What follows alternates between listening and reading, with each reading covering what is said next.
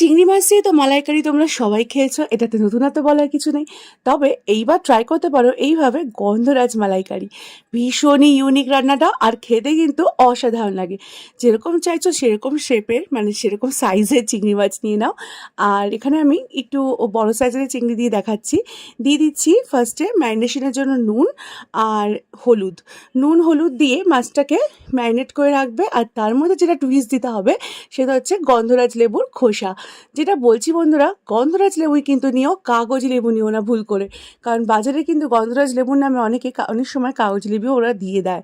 তো একটু ভালো করে একটু পাতাটা বা মানে উপরের যে স্কিনটা একটু আঙুল দিয়ে ডলে দেখবে কেমন গন্ধ। যদি ভালো মানে গন্ধরাজ লেবুর কিন্তু গন্ধ ভীষণ হয়, রস কম হয়। তো গন্ধরাজ লেবুই কিন্তু নিও। এবার গন্ধরাজ লেবুর উপরের যে খোসাটা সেটাকে একটু ঘষে দিয়ে দাও। আর ওই একটা লেবুর একটু সামান্য স্লাইস কেটে নিয়ে একটু রস দাও। দিয়ে মাছগুলোকে ভালো করে মাখিয়ে নাও। এখানে আমার মাছের পরিমাণটা খুব অল্প, 200 গ্রামের মতো। তো আমি সেই অনুপাতে অল্প লেমন জেস দিয়েছি, মানে লেবুর খোসাটা, আর অল্প একটুখানি রস দিয়েছি। যে মানে মাছের পরিমাণ বেশি হয় সেই অনুপাতে কিন্তু তোমাদের লেবুটাও খোসাটা আর রসটা বেশি দিতে হবে। তারপর এটাকে ম্যারিনেট করে 1 ঘন্টার মতো রেখে দাও, যাতে লেবুর গন্ধটা মাছের মধ্যে বসে। তারপর কিছুই না, সর্ষের তেল গরম করে মাছগুলোকে হালকাভাবে ভাজবে, খুব কড়া করে মাছ ভাজবে না, কারণ চিংড়ি মাছ কিন্তু খুব কড়া করে ভাজলে ভালো লাগে না। তো মাছগুলোকে ভালো করে ভেজে নিয়ে একে একে তুলে নিও। মাছগুলো দেখো আমার ভাজা হয়ে গেছে, আমি শর্টে করছি মানে ভিডিওটা লং না হয়ে যায়। তো মাছগুলোকে ভাজা হয়ে গেলে একে একে এইভাবে তুলে নেব।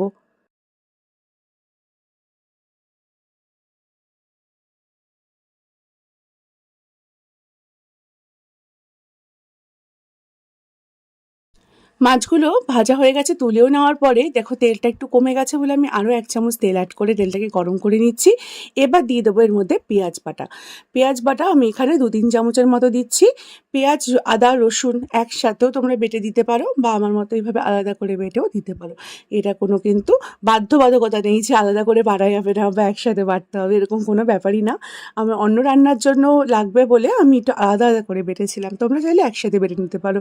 এবার বেসিক যে মশলাগুলো হয়, জিরে গুঁড়ো, ধনে গুঁড়ো, লঙ্কার গুঁড়ো, আর সামান্য একটু হলুদ, আর একটু নুন স্বাদ অনুযায়ী।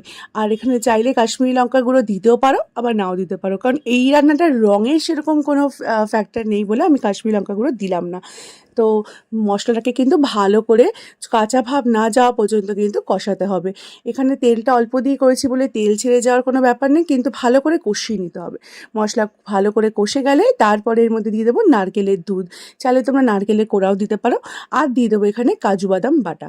আর এবার যেটা করব, একটা গন্ধরাজ লেবু হাফ স্লাইস নিয়ে নিয়েছি। সেই স্লাইসটাকে ভালো করে চিপে চিপে, রস যদিও খুব অল্প হয়, দেখো হাত ফসকে পড়েই গেল, এতটাই রস কম। তো ভালো করে চিপে চিপে রসগুলো দেবো। চাইলে 2-3টে পাতাও এর মধ্যে অ্যাড করে দিতে পারো, কিন্তু অবশ্যই রান্না হয়ে যাওয়ার পর পাতাগুলোকে তুলে ফেলে দেবে। বা চাইলে এরকম লেবুর রস দেওয়ার পর লেবুটাকেও দিয়ে দিতে পারো, কিন্তু রান্না হয়ে যাওয়ার পর তুলে দেবে। নাহলে কিন্তু যদি ওইভাবে রেখে দাও তাহলে কিন্তু ওগুলো তেতো হয়ে যাওয়ার সম্ভাবনা থাকে শেষের দিকে।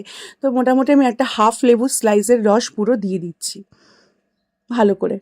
এবার আমি এর মধ্যে এখন কোনো রকমের পাতা অ্যাড করছি না। এবার যেটা করব, মশলাকে ভালো করে কষিয়ে নেবো। বন্ধুরা, তোমরা যদি এর মধ্যে পাতা বা লেবু অ্যাড করো তাহলে কিন্তু শেষের দিকে অ্যাড করবে, করে মিনিট 5-10 মিনিট রাখবে, এর বেশি কিন্তু রাখবে না, নাহলে কিন্তু তেতো হয়ে যাবে। এবার যেটা করব, মশলাটাকে ভালো করে কষিয়ে নেওয়ার পরে ভাজা চিংড়ি মাছটা দিয়ে দিচ্ছি। আর হ্যাঁ, স্বাদের ব্যালেন্সের জন্য যেহেতু লেবু দিয়েছি একটু তো চিনি দিতেই হবে, 1 চামচের মতো চিনি দিচ্ছি। আর শেষের দিকে মাছটা ভাজা দেওয়ার পরে এইভাবে লেমন জেস্ট, মানে ওই লেবুর খোসা আর একটু ঘষে রেখেছিলাম সেটা দিয়ে দিচ্ছি। এটা কিন্তু অবশ্যই দিও, এটাতেই কিন্তু আসল গন্ধটা আসবে, লেবুর খোসাতেই কিন্তু মানে আসল গন্ধটা লুকিয়ে থাকে।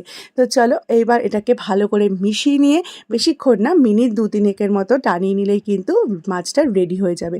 আর হ্যাঁ, পরিবেশনের সময় উপর দিয়ে একটু আবার লেমন জেস্ট ছড়িয়ে দিতেই পারো, বা লেবুর রস ছড়িয়ে দিতেই পারো।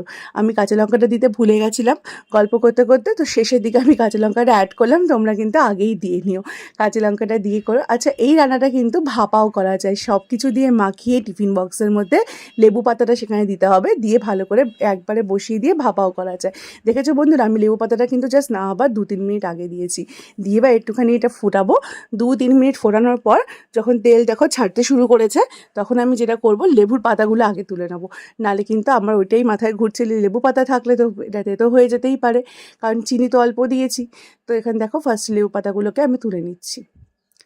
এবার তোমরা এখানে পরিবেশনের সময় আমি যেটা করি, রান্নাটা হয়ে যাওয়ার পর পরিবেশনের সময় উপর দিয়ে একটু আবার লেমন জেস্ট ছড়িয়ে দিই, লেবুটা খোসাটাকে একটু ঘষে ঘষে উপর দিয়ে ছড়িয়ে দিই, যাতে কী হয় এন্টার রান্নাটার মধ্যে গন্ধরাজ লেবুর যে গন্ধটা সেটা কিন্তু খুব সুন্দর থেকে যায়। আর এর মধ্যে কিন্তু ঘি গরম মশলা দিও না, তাহলে গন্ধরাজ লেবুর যে গন্ধটা সেটা পুরো নষ্ট হয়ে যাবে। তো চলো আজকে রান্নাটা কিন্তু একদম রেডি।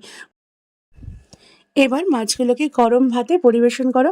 এরকম একটা রেসিপি গরম ভাতে জাস্ট ফাটাফাটি লাগে। আর এরকম একটা রেসিপি থাকলে বিশ্বাস করো বন্ধুরা, মাছের কালিয়া বা মাংস এর কাছে কিন্তু একদম ফেল। একবার ট্রাই করো, অনুরোধ রইল, যে কোনো অকেশনে বা বাড়িতে কোনো গেস্ট আসলে বানিয়ে দেখতে পারো। আর হ্যাঁ, যদি বানাও তাহলে কিন্তু তোমরা অবশ্যই কমেন্টে জানিও তোমাদের রেসিপিটি কীরকম লাগলো। আশা করি ভালো লাগবে। তার তবুও তোমাদের কমেন্ট কিন্তু আমার কাছে একটা ভীষণ, কি বলবো, এই যে তোমরা কমেন্ট করো না, সেটা থেকে আমার ভীষণভাবে অনুপ্রেরণা দেয়। তো তোমরা প্লিজ কমেন্টে জানিও তোমাদের কীরকম লাগলো। আর নতুন যদি কোনো রেসিপি দেখতে চাও সেটাও কিন্তু কমেন্টে মেনশন করতে ভুলো না। তো চলো বন্ধুরা, আজকের মতো এই পর্যন্তই। আবার চলে আসি নতুন কোনো রেসিপির সাথে। সবাই ভালো থেকো, সুস্থ থেকো। Thank you for watching this video. আবার দেখা হবে পরের একটি রেসিপিতে।